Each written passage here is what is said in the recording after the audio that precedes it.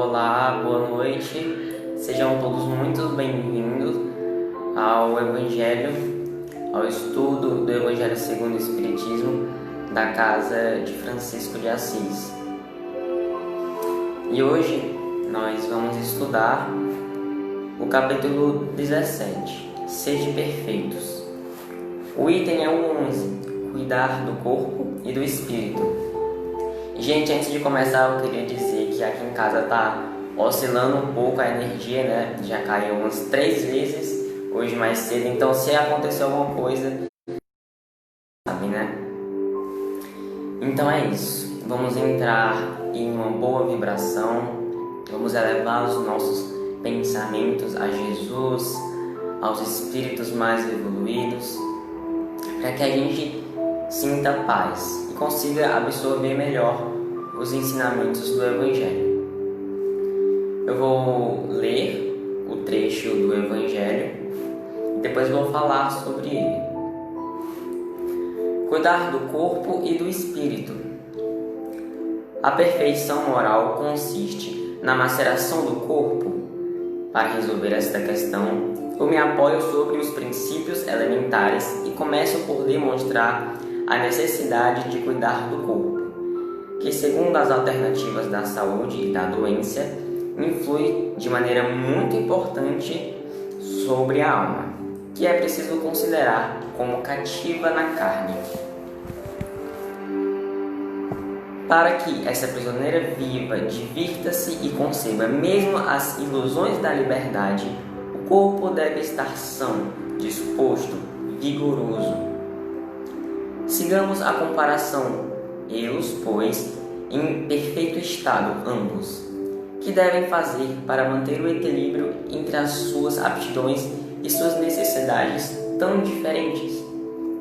Aqui, 2 sistemas se defrontam, o dos ascetas, que querem abater o corpo, e o dos materialistas, que querem rebaixar a alma.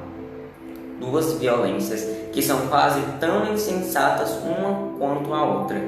Ao lado desses grandes partidos, formiga a numerosa tribo dos indiferentes, que sem convicção e sem paixão amam tibiamente e gozam com economia. Onde, pois, está a sabedoria? Onde, pois, está a ciência de viver? Em nenhuma parte. E esse grande problema permaneceria inteiramente por resolver, se o Espiritismo não viesse em ajuda aos pesquisadores, eles demonstrando as relações que existem entre o corpo e a alma, e em dizendo que, uma vez que são necessários um ao outro, é preciso cuidar de ambos. Amai, pois, vossa alma, mas cuidai também do corpo, instrumento da alma. Desconhecer as necessidades que são indicadas pela própria natureza é desconhecer a lei de Deus.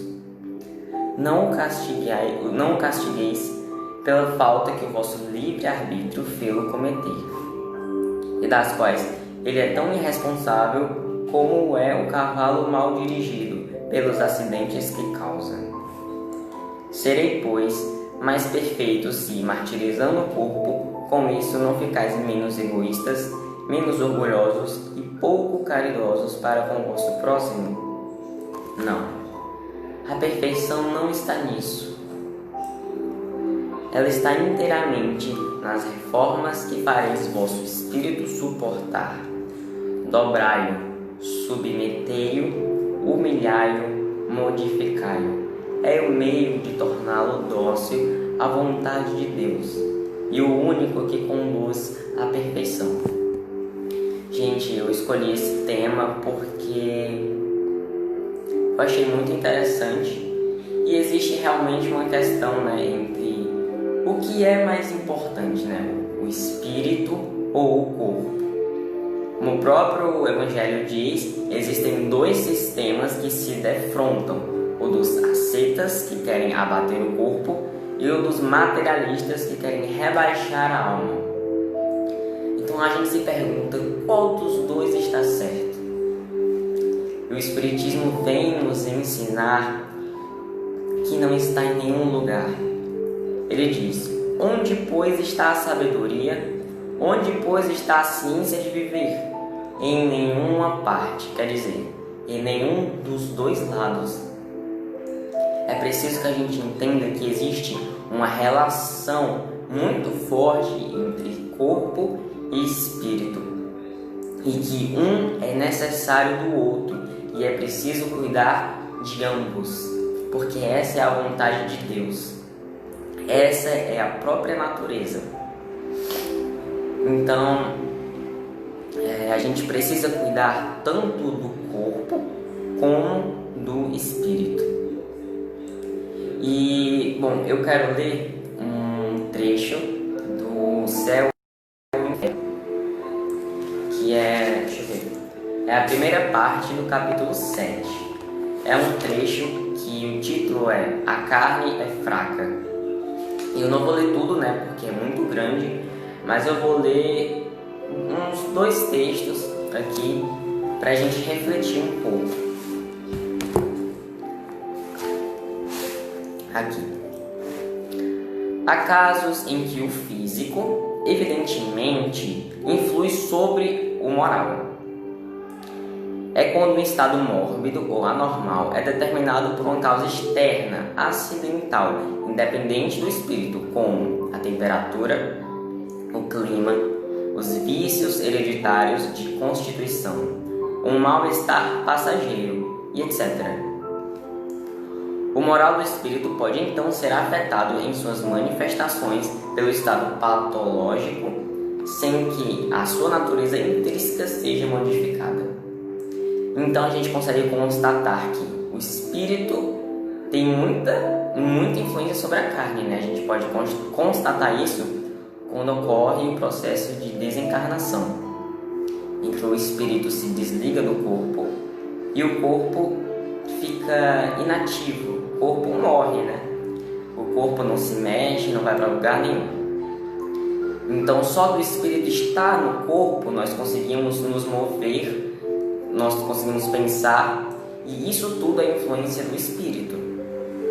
Porém, há casos em que o corpo influencia também o espírito.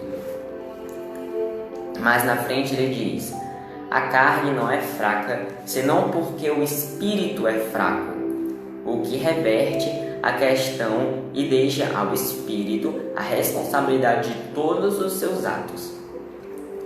A carne que não tem nem pensamento e nem vontade não prevalece jamais sobre o espírito, que é o ser pensante e que decide. É o espírito que dá à carne as qualidades correspondentes aos seus instintos, igual um artista imprime em sua obra material a marca do seu gênio. O espírito, liberto dos instintos da bestialidade, modela um corpo que não é mais um tirano para suas aspirações em direção da espiritualidade do seu ser. É então que o homem come para viver, porque viver é uma necessidade, mas não vive mais para comer. Então, eu queria fazer uma relação, uma reflexão para a gente pensar. Vamos imaginar que o espírito é como um artista, como ele diz aqui, e a nossa carne é um instrumento. Vamos imaginar um músico, Para um músico executar uma boa música, é preciso que o instrumento esteja limpo, esteja com todas as peças no lugar, não esteja quebrado, esteja ajustado, afinado.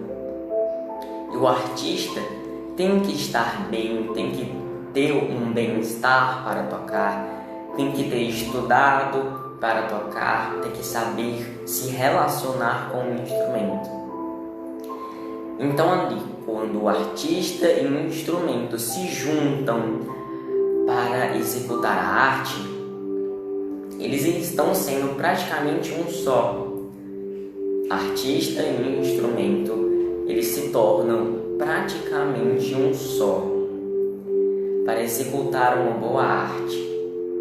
E é mais ou menos essa relação entre nós espíritos e nós carne. Existe uma grande relação entre isso. E, bom, é preciso cuidar de ambos, então, para que o nosso processo reencarnatório seja aproveitado ao máximo, já que tanto o espírito influencia na carne e vice-versa. E, bom, para cuidar da carne, a gente já sabe, né, como é. Nós cuidamos da nossa carne, do nosso corpo, com uma boa alimentação, com atividades físicas, com uma rotina, né? É muito fácil cuidar do corpo, né?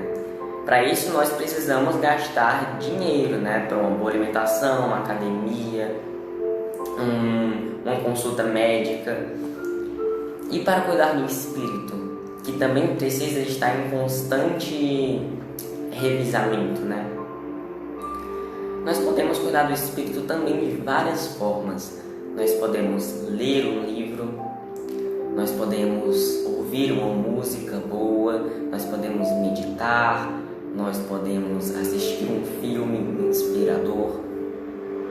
Basta que a gente esteja sempre em busca de uma fonte de inspiração, constantemente, para que os nossos pensamentos se tornem mais saudáveis, para que os nossos pensamentos estejam mais elevados, para que a nossa vibração se eleve, deixando o nosso espírito mais saudável, assim como o corpo. E ter bons pensamentos, ouvir uma boa música, não custa dinheiro. E o que a gente menos faz, né? A gente procura sempre se alimentar de forma correta, mas muitas vezes a gente se esquece de alimentar o nosso espírito com coisas boas. Talvez ler um livro, né, custe dinheiro, comprar um livro, mas não se compara ao nosso corpo. Então, nós temos que cuidar do nosso espírito, que é muito importante, mas cuidar do nosso instrumento, nosso corpo. Então, é preciso acabar com essa discussão, né? O que é mais importante. Na verdade, os dois são importantes. Não existe essa de que um, né, é mais importante do que o outro. Tanto o espírito como a carne influenciam um ao outro e existe uma relação muito grande entre eles. Então, que a gente possa refletir sobre o assunto, que a gente possa estar constantemente inspirando, tendo fontes de inspiração para o nosso espírito. A gente precisa ser mais saudável espiritualmente, assim como a gente se preocupa com a saúde do corpo, né? E bom, eu espero que esse comentário, né, do Evangelho tenha sido bom, que espero que a espiritualidade esteja nos ensinando, nos inspirando. Queria agradecer por estar aqui mais uma vez fazendo um comentário do Evangelho e desejo a vocês um grande paz, que vocês consigam encontrar paz em vocês, que vocês sejam muito felizes e que procurem sempre estar aprendendo mais sobre o Espiritismo. É como diz aqui no final, né? A perfeição está inteiramente nas reformas que farei no vosso espírito suportar. Dobrai-o, submetei-o, humilhai-o, modificai-o. É o meio de torná-lo dócil à vontade de Deus e o único que conduz à perfeição. Então é isso, que a gente possa ir em busca, para que a gente possa nos conduzir à perfeição. Então, muito obrigado, uma boa noite a todos. Muito obrigado por estar aqui. E é isso. certo? Uma boa noite a todos e paz e bem.